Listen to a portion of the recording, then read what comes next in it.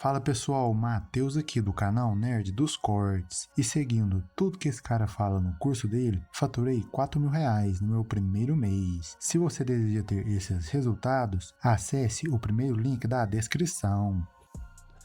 Isso é muito sério e isso, Joel, tudo nasce do conhecimento, da mente, do apego, da identificação. Eu chamo isso de falso eu. Onde que ele é bom?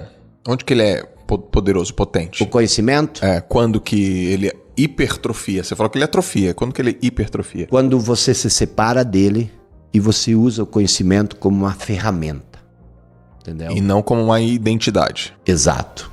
Porque o que é o conhecimento? O conhecimento ele não é poder.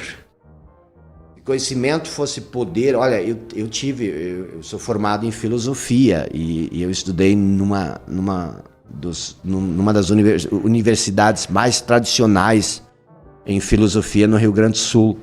E eu tive muitos professores, filósofos que tinham, assim, um conhecimento fora do comum, entendeu?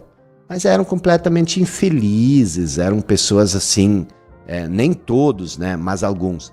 Porque o conhecimento ele é só poder em potencial.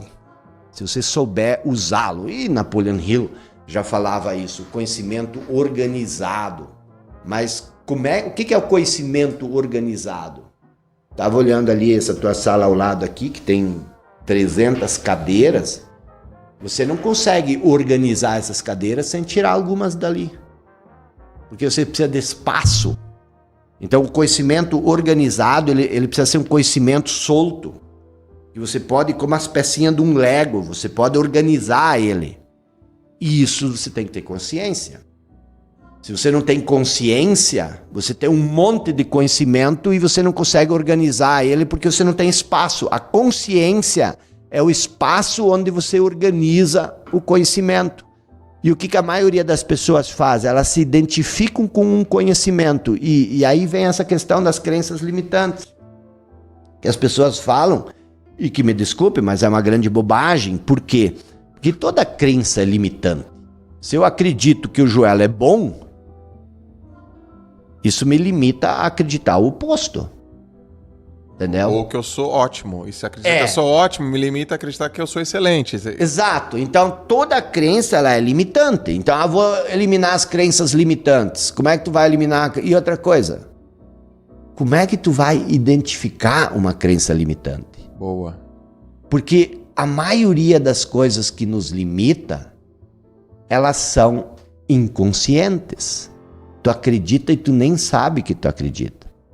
Tu já pensou, se você tem um farolzinho de luz, uma lanterninha, essa lanterna sai luz. Tu imagina se a lanterna fosse querer entender de onde sai a luz. Aqui tem luz. E ela começa a andar atrás da luz para entender onde que está a luz. Tu não consegue pegar a luz se tu é a lanterna. E a mesma coisa, tu não consegue mudar uma crença limitante que você é. Tá entendendo? Porque eu nem sei, eu nem reconheço que... Não, e assim, isso é mais... A mente fragmenta a própria mente. Então ela diz, você tem que eliminar uma crença limitante. Mas como é que... A mente não é um conjunto de crenças. A mente é um nó, um emaranhado, entendeu? Tu não consegue... Então assim, isso é uma ilusão muito ingênua. Outra ideia ingênua, presta atenção. Tem aquele livro famoso que as pessoas leem para ficar rico, que se chama Segredos da Mente Milionária. Ele começa por uma premissa que diz o seguinte, o pensamento cria a emoção cria a ação e a ação cria o resultado. Isso não serve para nada. Steve Harvey Eckert tem que ser revisto. Porque o pensamento cria a emoção. Isso é verdade. Mas e o que cria o pensamento? O que adianta saber que o pensamento... O que cria o pensamento? A emoção não cria pensamento? Cria. E como é que você quer dizer que o pensamento cria emoção? Você é um dos caras que diz que ação muda a mente. Sim. Então como é que tu coloca tudo isso numa formulazinha? Mas eu ainda te pergunto, de onde vem o pensamento? Entendeu? Então o que acontece? Para que serve isso? Isso é um conhecimento que parece...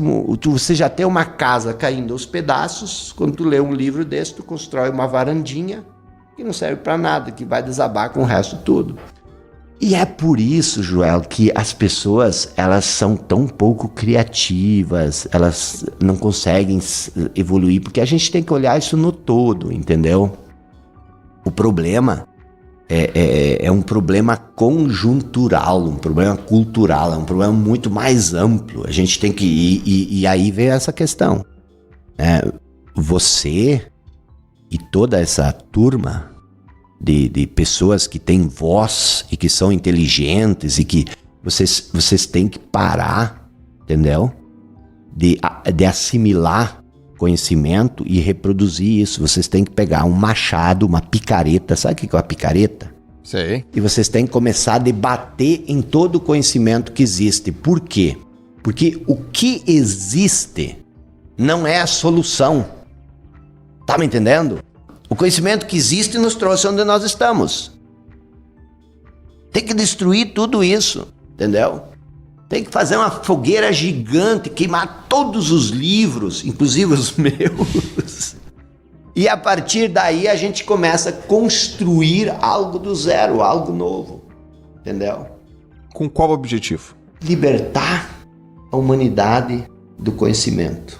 Quando você escreve um livro, quando você faz um curso, quando você liga a tua live, bota a turma lá, quando você fala as coisas que você fala, quando você vem aqui,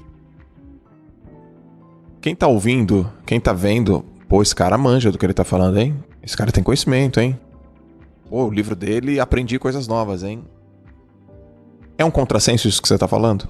Libertar as pessoas do conhecimento, já que você é um cara que tá na área do conhecimento, na área da, vamos dizer assim, da educação, da construção de uma sabedoria um pouco maior? É um contrassenso, sim.